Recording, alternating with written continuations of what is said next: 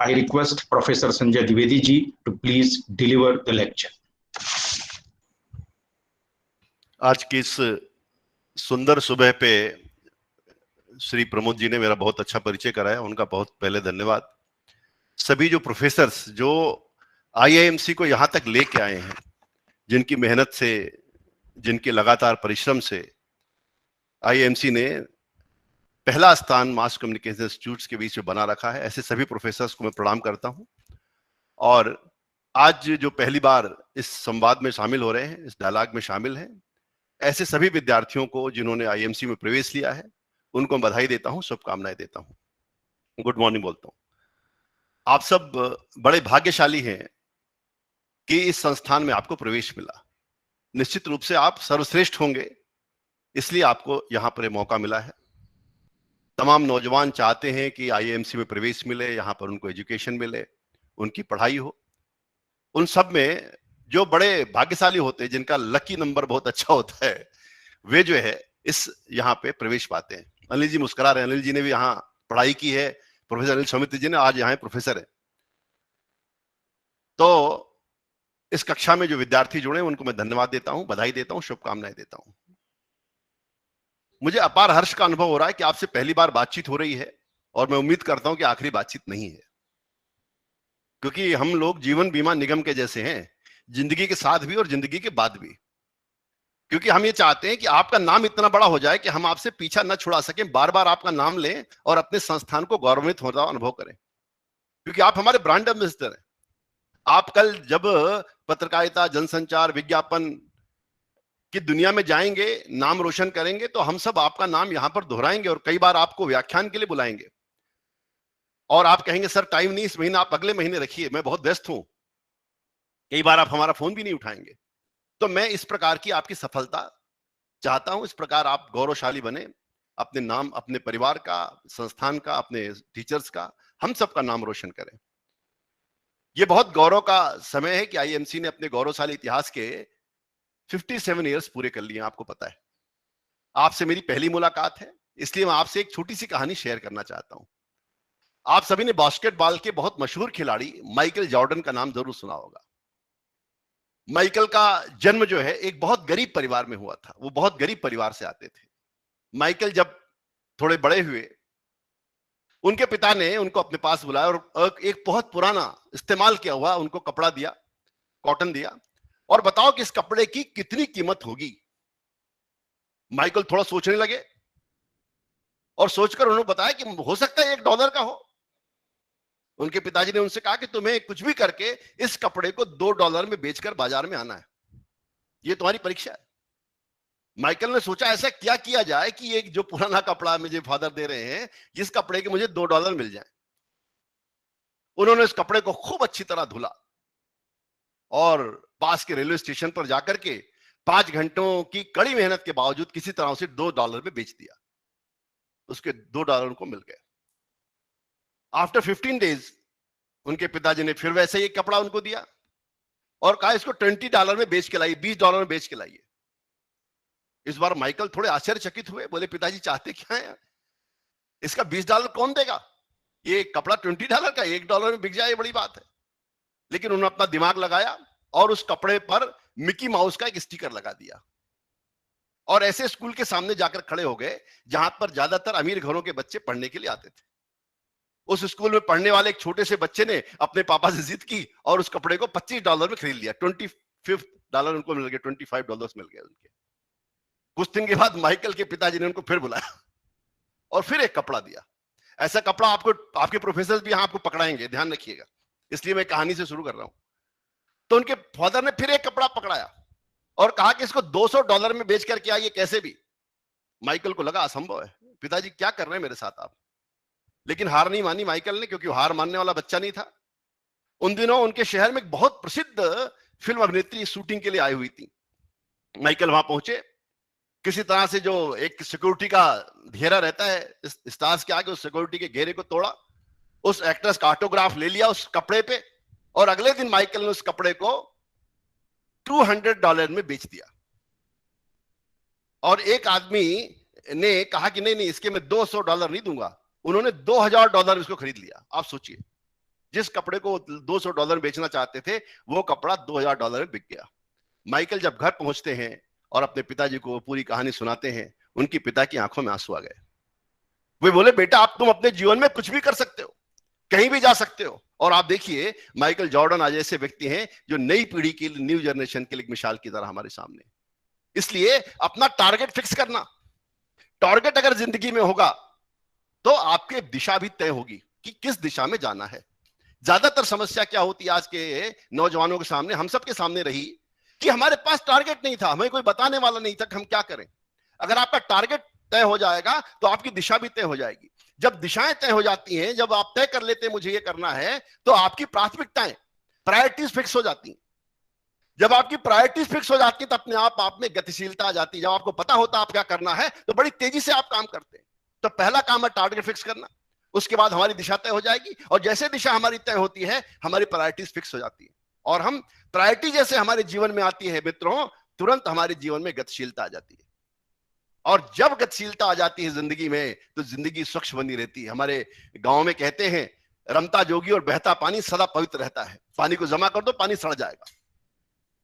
तो इस नाते जीवन में आपको जीवन गतिशीलता से जिंदगी स्वच्छ बनी रहती है, क्योंकि आप निरंतर काम करते जाते हैं, आगे बढ़ते जाते हैं, आपको फुर्सत नहीं लोगों से उलझने की, आप निगेटिविटी से दूर हो जाते हैं, आपका दिल बड़ा हो जाता है, और आपका जो मैं है धीरे धीरे छोटा होता जाता है, और आपका हम है बड़ा हो जाता है। आप एक टीम के साथ काम करना शुरू कर देते हैं। इसलिए कैरियर और टारगेट, लक्ष्य में अंतर को समझिए। कैरियर अलग है, टारगेट अलग है। कई बार हम कैरियर को ही टारगेट समझ लेते हैं, और आप ये समझिए कि आप यहां आए तो आपका जर्नलिज्म, मास कम्युनिकेशन का किसी फील्ड में कुछ काम करना, ये आपका कैरियर हो सकता है, ये आपका टारगेट नहीं है। कल आपको किसी बड़ी कंपनी में जॉब मिल जाएगी, किसी बड़े अखबार के आप एडिटर सब एडिटर हो जाएंगे, आपका कैरियर तो पूरा हो गया, आपका लक्ष्य तो 25 साल में पूरा हो जाएगा। अब टारगेट आपको 25 साल में पूरा हो जाएगा, फिर बाकी जिंदगी क्या करोगे? एक डॉक्टर है, बहुत पढ़ाई करता है, उसका कैरियर डॉक्टर बनना है, उसका कैरियर तो 25 साल में पूरा हो जाता है जब एमबीबीएस कर लेता है, उसके बाद वो क्या करेगा? इसलिए कैरियर और टारगेट के अंतर को समझने की जरूरत है। जर्नलिज्म, मास कम्युनिकेशन की फील्ड में कुछ होना, ये हमारा कैरियर है, लक्ष्य नहीं है। लक्ष्य बड़े होते हैं, ये ध्यान रखिए। लक्ष्य सेवा करना हो सकता है, लक्ष्य लोगों को बीमारी से मुक्त कराना हो सकता है, डॉक्टर का सबसे सस्ता इलाज दिलाना हो सकता है, पत्रकारिता के माध्यम से लोगों को न्याय दिलाना हो सकता है। इसलिए टारगेट आपको अलग तय करने पड़ेंगे, कैरियर आपका टारगेट नहीं है। कैरियर तो उस यात्रा का एक वो है कि आपने ये कर लिया, अब इस बहाने आप कुछ कर सकते हैं। फ्रांस का एक बहुत मशहूर नाटक है वेटिंग फॉर गोडो। इस नाटक में ब्लमेदिर नाम का एक किरदार है, वो दूसरे किरदार से कहता है कि तुम जो कर रहे हो वो बहुत बड़ी बात नहीं है, वो महत्वपूर्ण नहीं है, इंपॉर्टेंट ये है कि तुम उस चीज को किस तरह से करते हो। मैं चाहता हूं कि हमारे हर विद्यार्थी जिन्हें आज प्रवेश मिला है इस बात को हमेशा ध्यान रखें। मैंने आपको ये चीजें इसलिए बताई क्योंकि जब आप यहां से आज के ठीक 9 महीने के बाद, 10 महीने के बाद यहां से अपनी पढ़ाई करके निकलेंगे तो वो आपका चेहरा अलग दिखना चाहिए, क्योंकि देश के अनेक संस्थान हैं जो इस तरह के पाठ्यक्रम चलाते हैं। बहुत से लोग बैचलर कराते हैं, मास्टर्स कराते हैं, तमाम डिग्रियां मास कम्युनिकेशन की होती है। ये तो बड़ी छोटी डिग्री है जिसमें आप डिप्लोमा लेकर के जाते हैं, तो ये नहीं। लेकिन ये क्या बात होगी कि मास कम्युनिकेशन का जो विद्यार्थी ये है, मास कम्युनिकेशन इंस्टीट्यूट का हमारे, वो अन्य संस्थानों के विद्यार्थियों से कैसे अलग होगा, क्योंकि वो भी उसी फील्ड में कल आने वाले हैं, आप भी वहीं जाने वाले हैं, आप वहां मिलेंगे, आपकी अलग पहचान कैसे होगी? अगर आप कैरियरिस्ट हैं आपकी पहचान कभी अलग नहीं हो सकती, ध्यान रखिए। इसलिए आपको टारगेट पे काम करना पड़ेगा, आपको अलग काम करना पड़ेगा, दूसरों से बेहतर काम करना पड़ेगा। प्रत्येक कार्य जीवन में महान संभावनाएं लेके आता है।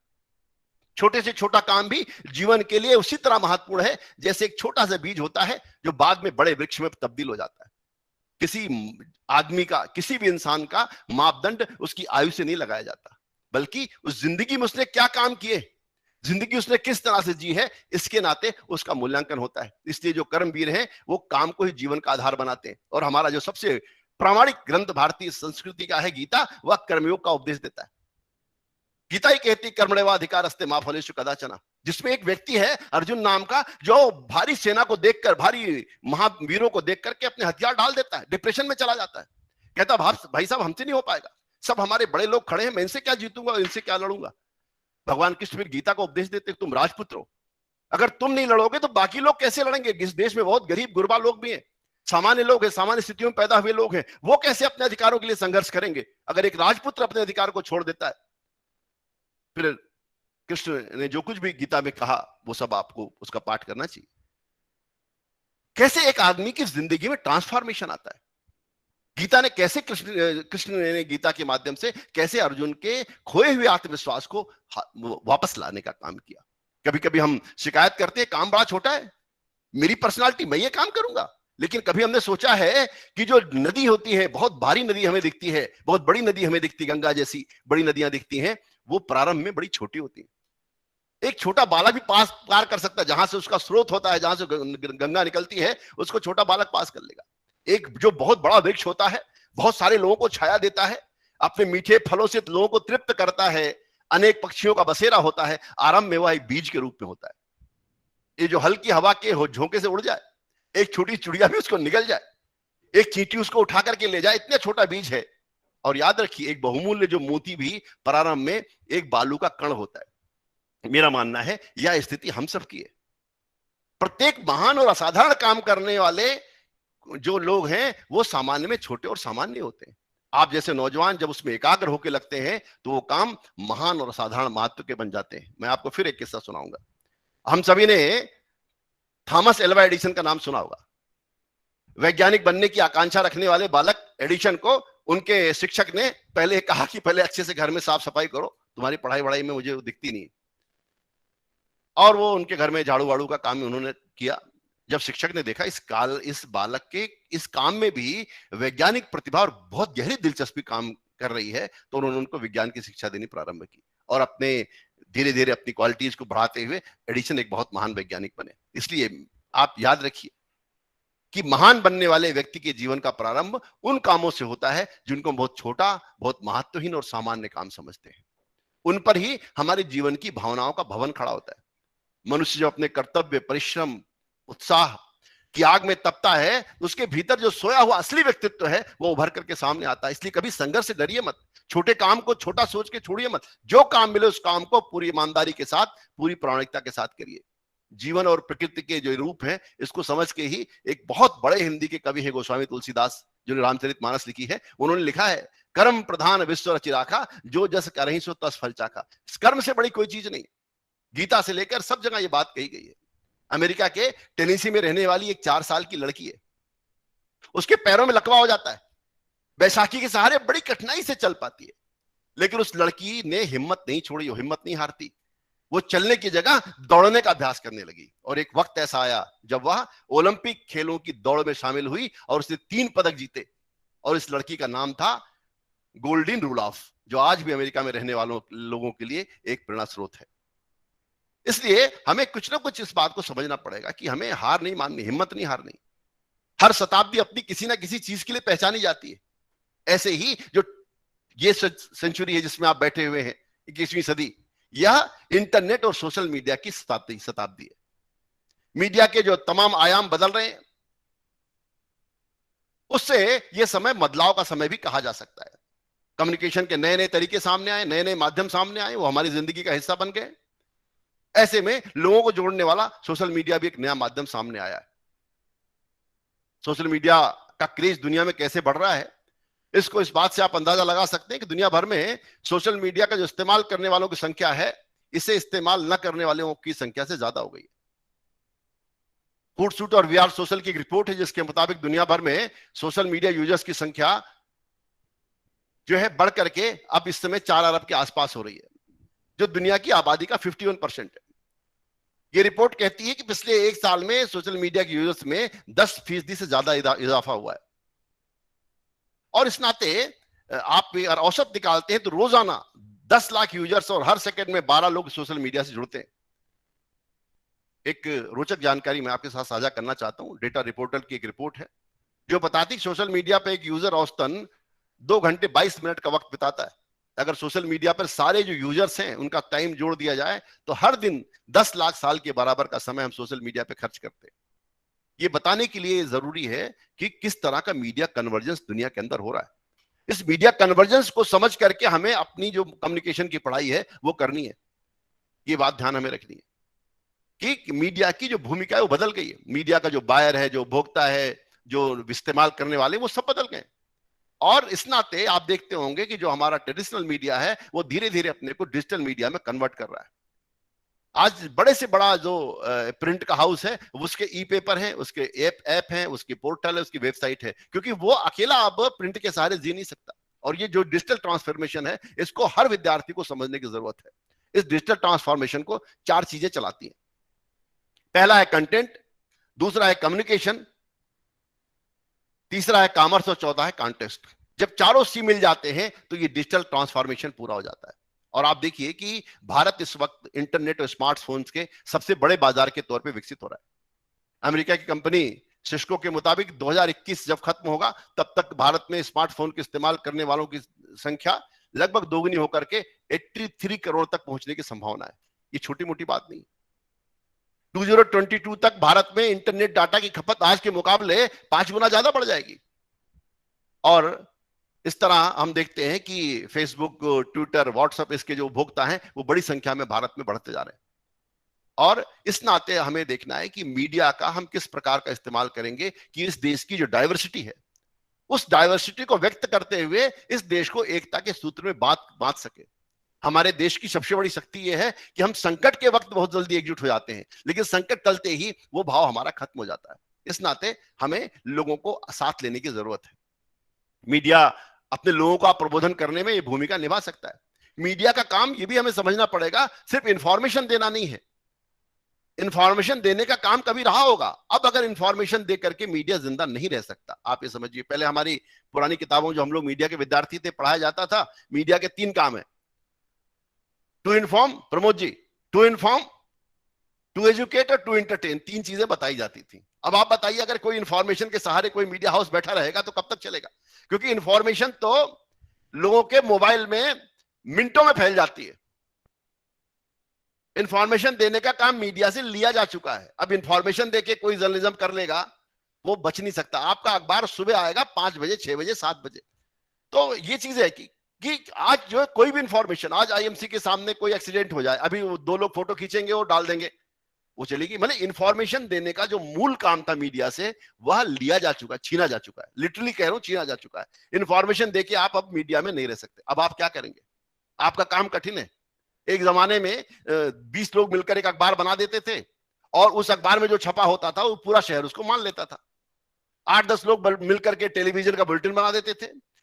10-5 लोग मिलकर आकाशवाणी का बुलेटिन बना लेते थे, बोलते थे हेलो ये आकाशवाणी है भाई, अब आप फलाने से समाचार सुनिए। पर अब 8 बजे की खबरें नहीं बताएंगी, अब सुबह का अखबार नहीं बताता। अब हमें पहले से खबरें हमारे पास आ चुकी होती, यानी जो इंफॉर्मेशन है वो हमारे पास आ चुकी होती है। अब जो आज का जो कम्युनिकेटर है, आज का जो मीडिया मैन है, उसके चैलेंजेस बढ़ गए। आज मीडिया में जो काम करने वाला विद्यार्थी जाएगा उसका चैलेंज ये है कि अपनी इंफॉर्मेशन को किस तरह से प्रस्तुत करेगा। ये ध्यान रखिए, आज आप सिर्फ इंफॉर्मेशन देके जिंदा नहीं रह सकते, यानी आपको इंफॉर्मेशन के इंटरप्रिटेशन पे जाना पड़ेगा, आपको इंफॉर्मेशन के एनालिसिस पे जाना पड़ेगा, आपको इंफॉर्मेशन की कलरिंग करनी पड़ेगी, आपको वैल्यू एडिशन करनी पड़ेगी, आपको एडवांस न्यूज की तरफ जाना पड़ेगा। सिर्फ इंफॉर्मेशन अब आपकी जिंदगी नहीं चला सकती। ये मैं बात बहुत जिम्मेदारी के साथ कहना चाहता हूं। दूसरी बात एजुकेट करने की, तो लोगों के पढ़ने का स्वभाव बदल गया है। लोग कहां पढ़ रहे हैं और क्या पढ़ रहे हैं, कैसे पढ़ रहे हैं, ये बहुत इंपॉर्टेंट है। तीसरा इंटरटेनमेंट का है, तो इंटरटेनमेंट के लिए अगर हमें इंटरटेनमेंट ही करना होगा तो हम यूट्यूब पे जाएंगे कि कोई अखबार पढ़ेंगे। तो ये भी एक सोचने की बात है कि इस समय के चैलेंजेस बदल गए हैं, इसलिए आज के जो कम्युनिकेटर्स हैं उन्हें इस तरह से अपने को तैयार करना पड़ेगा।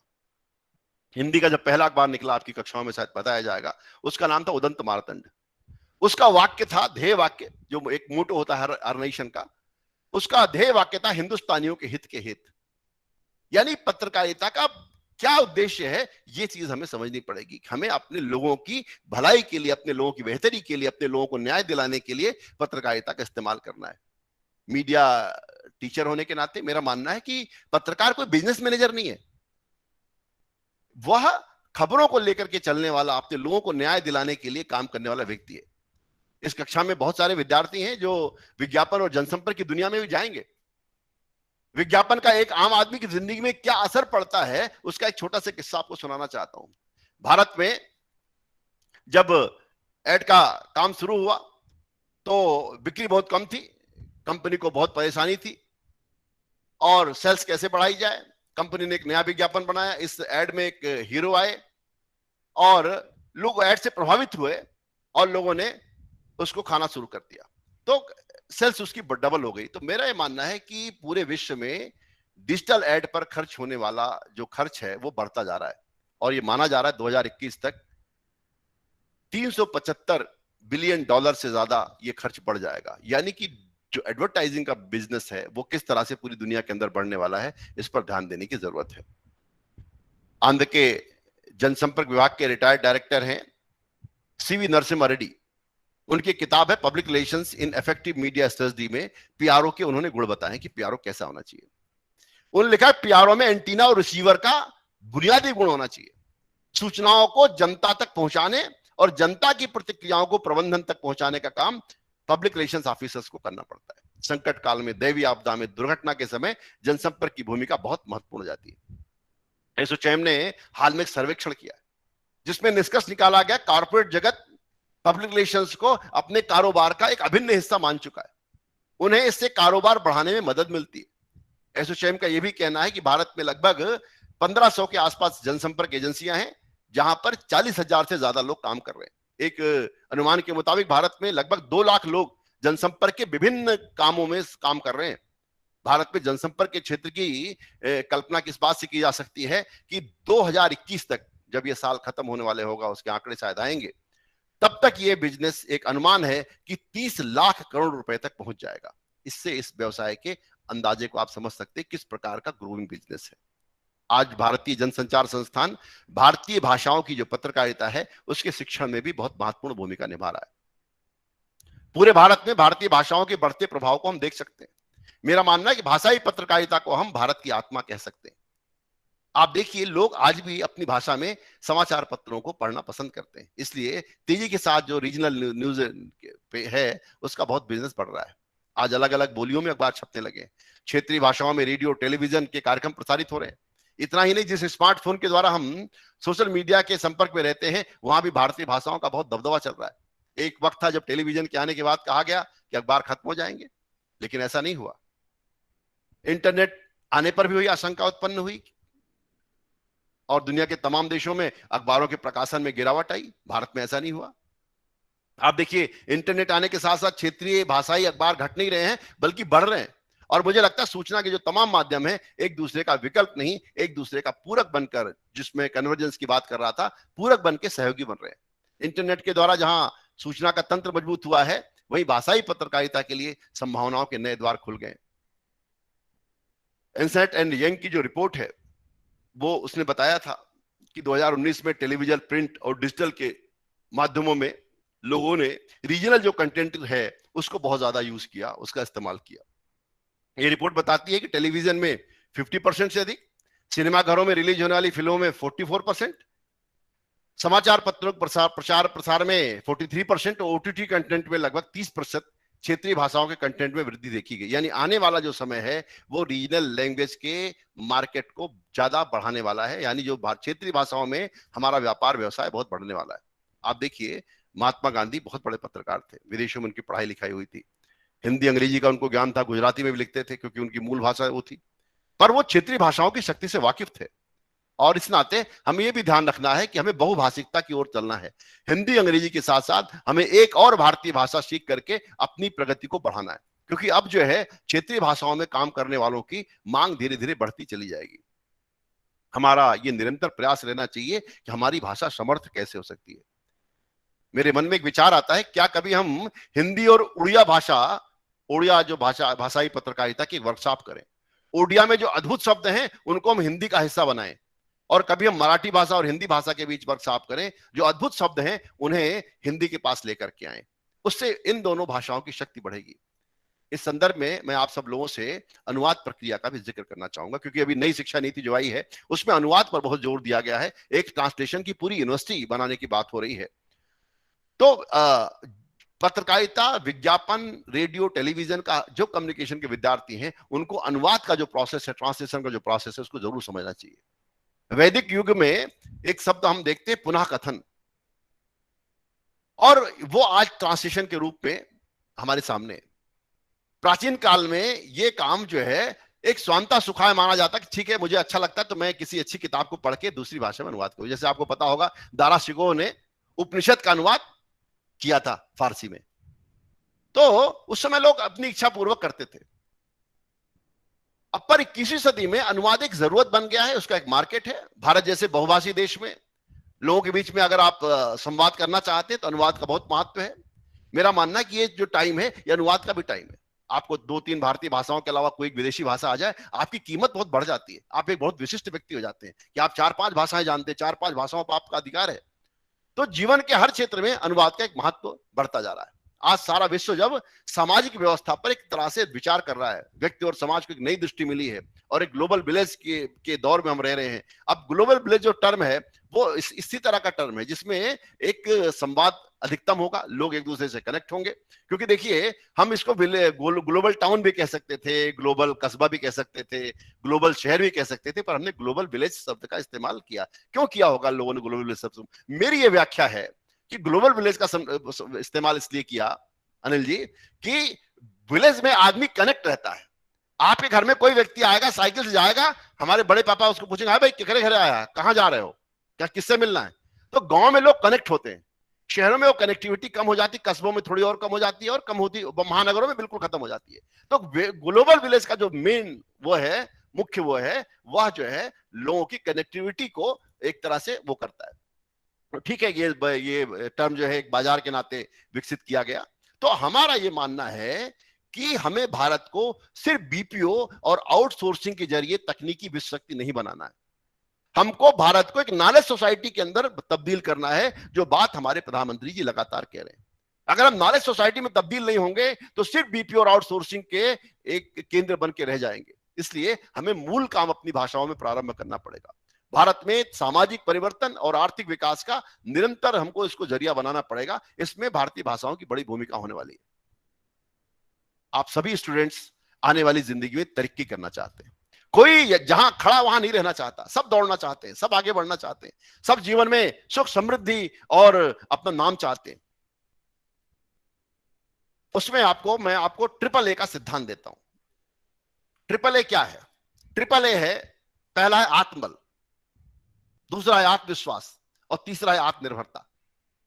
आदर्शों और सिद्धांतों पर अड़े रहना, किसी प्रलोभन और कष्ट के दबाव में आकर गलत रास्ते पर नहीं चलना, देश और समाज के हितों के लिए काम करना, यह जब दृढ़ता आपके अंदर आ जाती है उसको कहते हैं आत्मबल।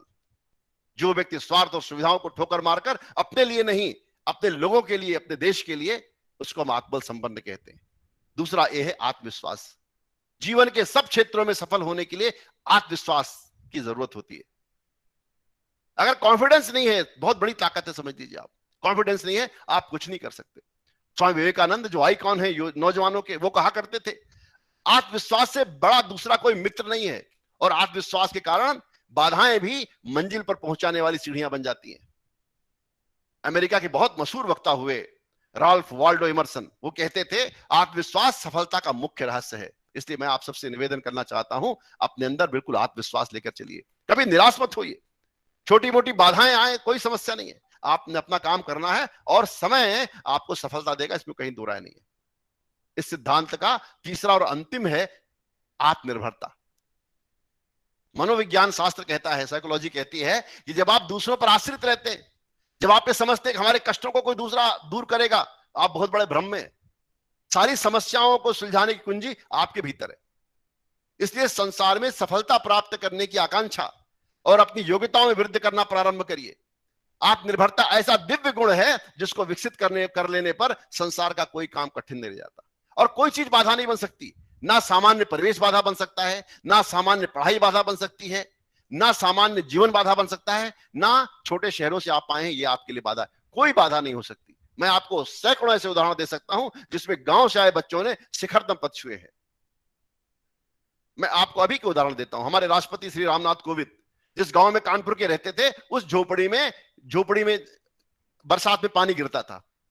वो सुप्रीम कोर्ट के वकील बने, वो एलाइड आईएएस की परीक्षा में आए। जब एलाइड परीक्षा में आए आईएएस की, उन्होंने मैं एलाइड नहीं बनूंगा। अब आईएएस नहीं हो सका तो ठीक है, उन्होंने छोड़ दिया, सुप्रीम कोर्ट के वकील बन गए। बाद में माननीय प्रधानमंत्री मोरारजी देसाई ने उनको अपना सलाहकार बनाया। बाद में फिर वो बड़े अच्छे लॉयर रहे, विद्वान बने और बाद के दिनों में वे बिहार के राज्यपाल बने, आज देश के राष्ट्रपति हैं। इसके पहले डॉक्टर कलाम की कहानी आप जानते हैं। डॉक्टर कलाम ने अपनी जिंदगी की शुरुआत जो है अखबार बांटते हुए शुरू की। आज वो सिर्फ हिंदुस्तान के नहीं, दुनिया के तमाम नौजवानों के एक आइकॉन है। एक मछुआरे घर में पैदा होने वाला बच्चा अखबार बांटते हुए कैरियर शुरू करता है और बाद में भारत के राष्ट्रपति की कुर्सी तक पहुंचता है। ऐसे अनेक लोग हैं,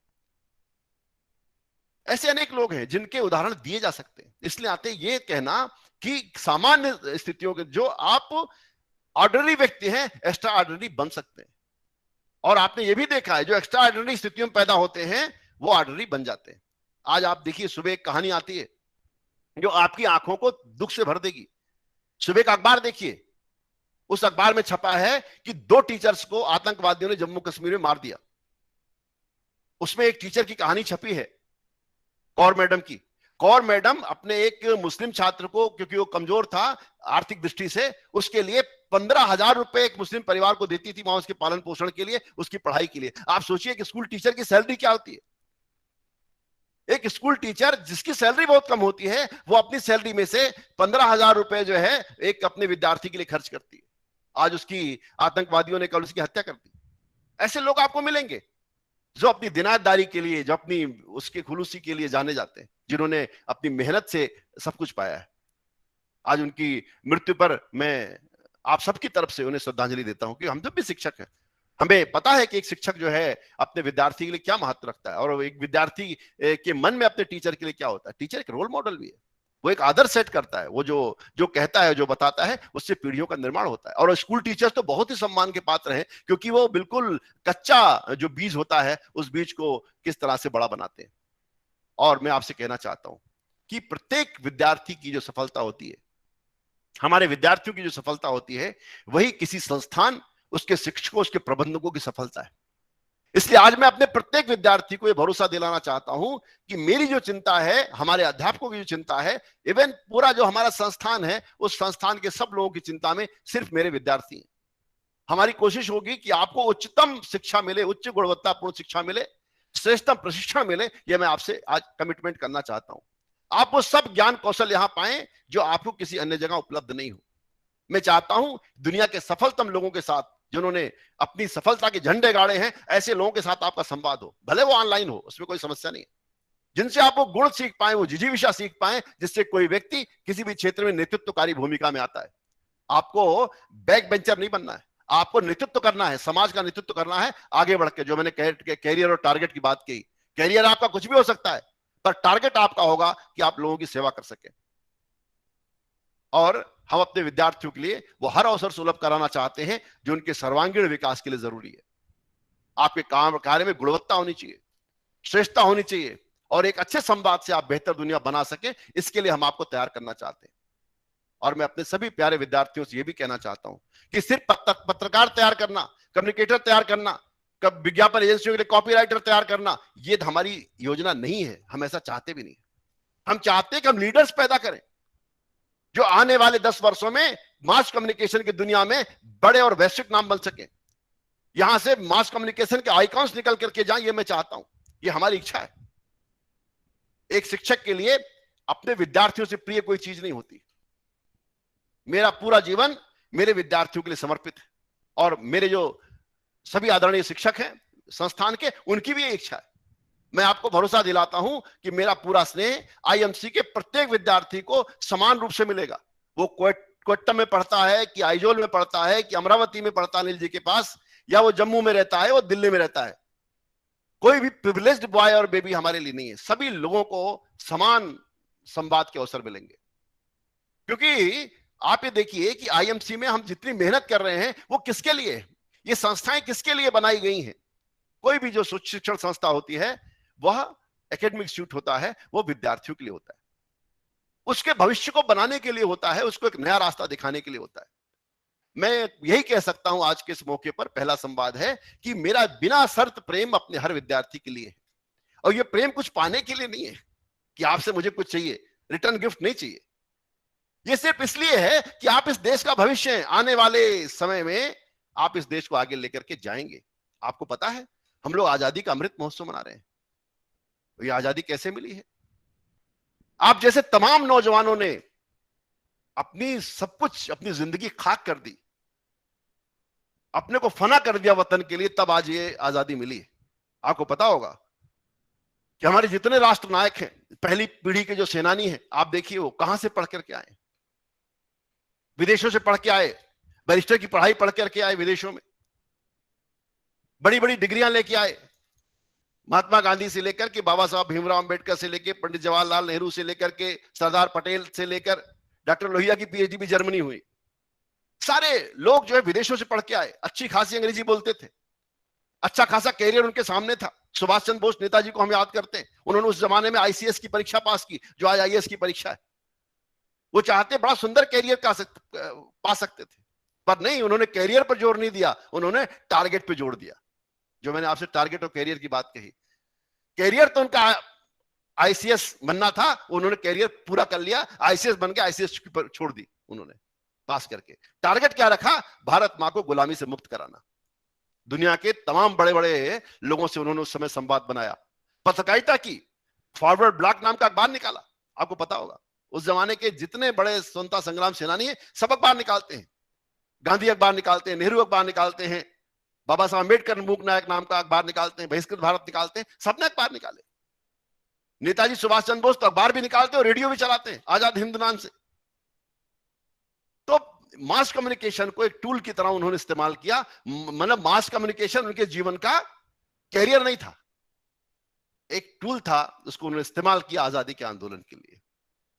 यानी ये टूल पावरफुल है, ये तो हमें पता है, हमारे सभी लोगों ने किया है। इस नाते जो पश्चिम की पत्रकारिता की अवधारणा है, उससे भारत की पत्रकारिता की अवधारणा अलग है। भारत की पत्रकारिता लोगों को मुक्ति दिलाने की पत्रकारिता है, भारत की पत्रकारिता लोगों को न्याय दिलाने की पत्रकारिता है। भारत की पत्रकारिता का प्रारंभ उपनिवेशवाद से संघर्ष के लिए हुआ। जो एक अंग्रेजी दास्ता थी, जिसको स्वराज का विचार गांधी ने कहा कि हमको स्वराज लाना है, और जब स्वराज की हम बात करते हैं, स्वावलंबन की बात करते हैं, स्वदेशी की बात करते हैं, तो अपने साधनों पर खड़े होने वाले देश की बात करते हैं। इस नाते आपकी जिम्मेदारी बहुत ज्यादा है। पिछले 75 साल बीत चुके हैं आजादी के, अब आने वाले जो 25 साल हैं, वो जिम्मेदारी मैं आपको सौंपता हूं। हमें इस चीज में पढ़ने की आवश्यकता नहीं है कि पिछले 75 सालों में किसने क्या किया। जिसने जो अच्छा कर पाया किया, उन सबको धन्यवाद, बहुत अच्छी बात है, किसी को दोष देने से कोई फायदा नहीं है। इसलिए आने वाले 25 सालों में हम क्या करेंगे, ये भूमिका हमको अपनी लेनी पड़ेगी। ये हमें स्क्रीन पे उर्वशी दिख रही है, हमें निर्मल जी स्क्रीन पे दिख रहे हैं। आप क्या करोगे? अनूप प्रजापति दिख रहे हैं, आपकी जिम्मेदारी है। आने वाले दो संबोध देते हैं अपने नेताओं को, उन्होंने ये नहीं किया, उन्होंने ये नहीं किया, गांधी ने ये नहीं किया, नेहरू ने ये नहीं किया। अरे ठीक है, उनने जो नहीं किया नहीं किया, आप क्या करने वाले हो, इसकी भूमिका अगले 25 सालों में बनाइए। और ये भूमिका आपको माननीय प्रधानमंत्री नरेंद्र मोदी जी ने बता दी है कि आत्मनिर्भर भारत बनाना है, सब क्षेत्रों में आत्मनिर्भर भारत बनाना है, एक भारत बनाना है, सशक्त भारत बनाना है, लड़ने वाला भारत नहीं बनाना है, झगड़ने वाला भारत नहीं बनाना है, सवाल उठाने वाला भारत नहीं बनाना है, समाधान खोजने वाला भारत बनाना है। हम सवाल नहीं उठाएंगे, हम समस्याओं के समाधान खोजेंगे, उस समाधान के लिए अपना जीवन लगा देंगे। इस प्रकार का संकल्प लेकर के आपको आगे बढ़ना है। पानी के सवाल हैं, बिजली के सवाल हैं, गरीबी के सवाल हैं, बेकारी के सवाल हैं, बेरोजगारी के सवाल हैं। हमारी भूमिका क्या होगी? क्या मैं 100 लोगों को रोजगार दे सकता हूं? क्या मैं अपने गांव में पानी की समस्या हल कर सकता हूं?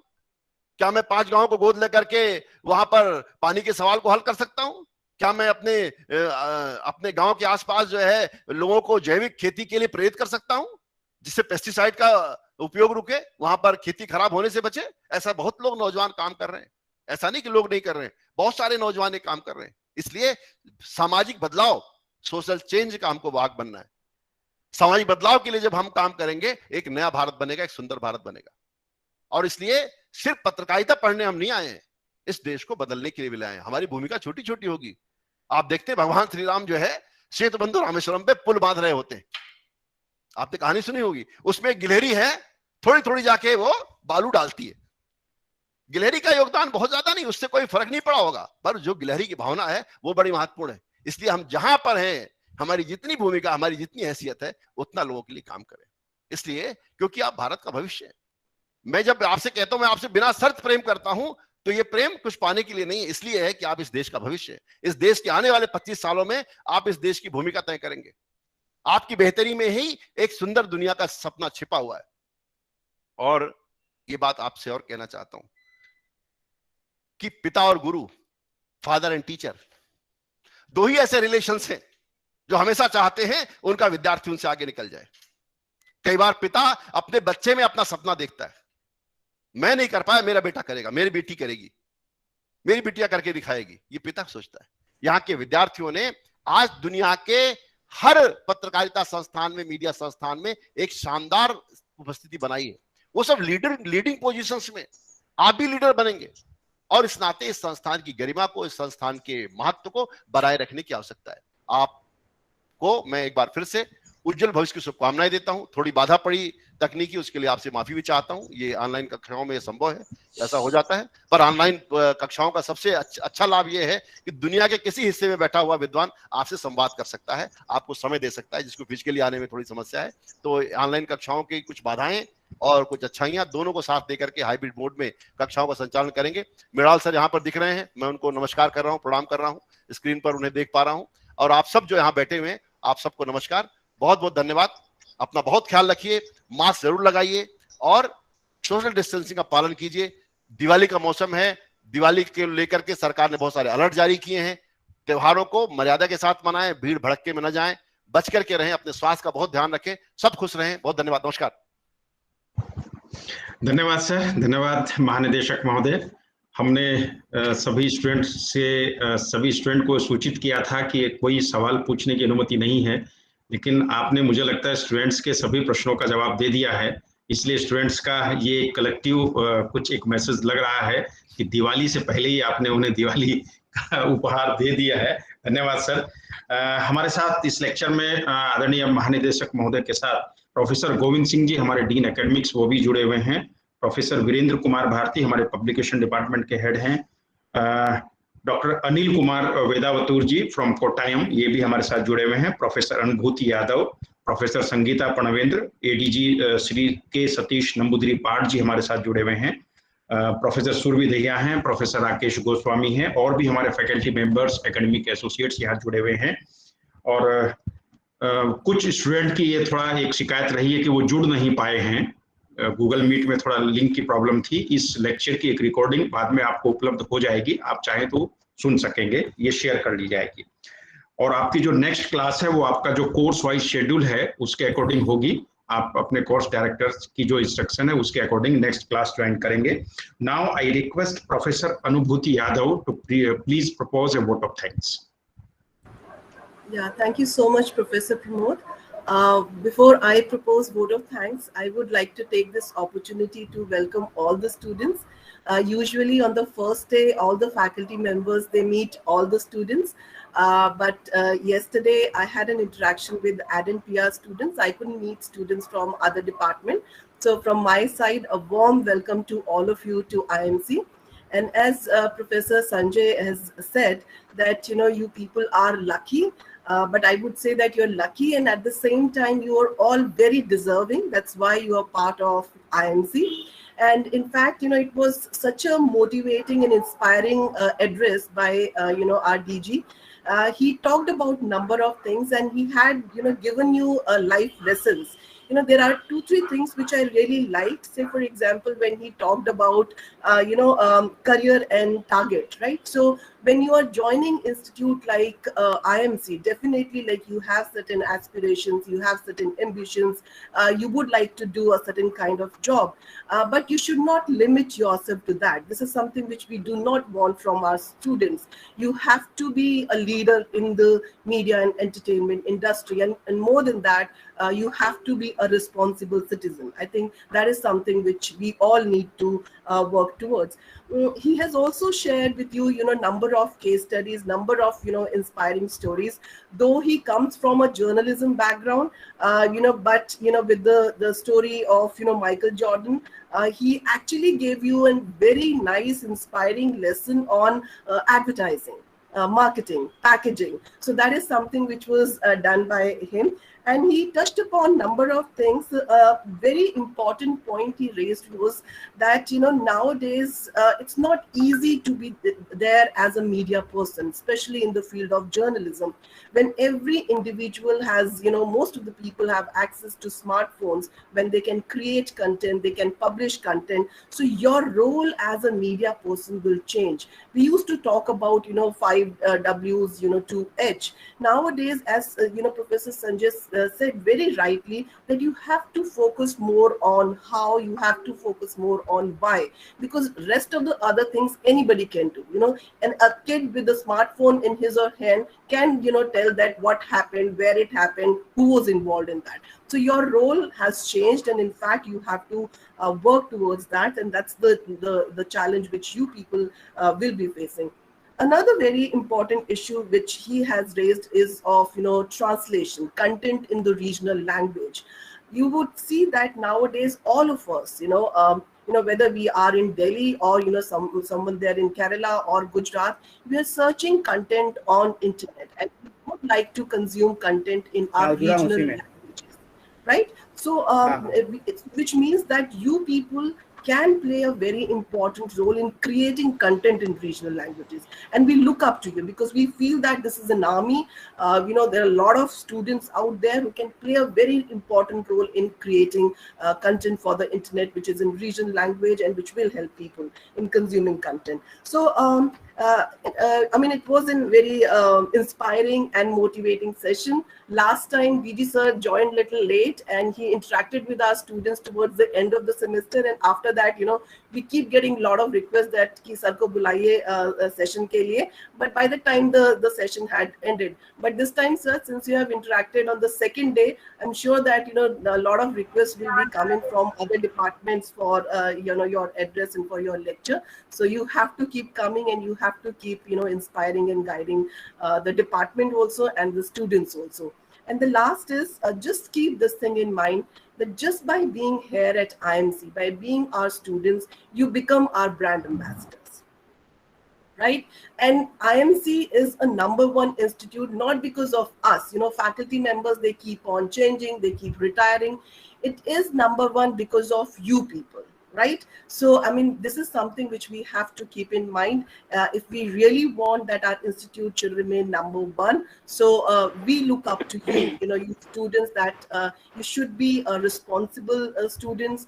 Sir had mentioned number of things that, at IMC, we are very open to, listen to students. All of us, all the professors, we have, open door policy. You do not have to take anybody's appointment. You just come, you can call, in fact, one of the professor, and it was mentioned in, one of the report of, when we got #1, rank, right? So that, the students were calling teachers at, 12 o'clock in the night also, and we were responding to their calls. So instead of, writing anywhere else, it's better that you interact with us. We are there. Professor Pramod, he's the Dean Students Welfare. He is, a very easy person to interact with. So it's not that you have to take his appointment. Then your course directors are there. Then your teaching associates are there. So that's the way I think we should be communicating with each other. And I'm sure all of us will make this academic year a very fruitful, engaging year. And all of us together will learn a lot. Thank you so much. Thank you, Anubhuti ji. Thank you, everyone. Namaskar. Dhanyavad.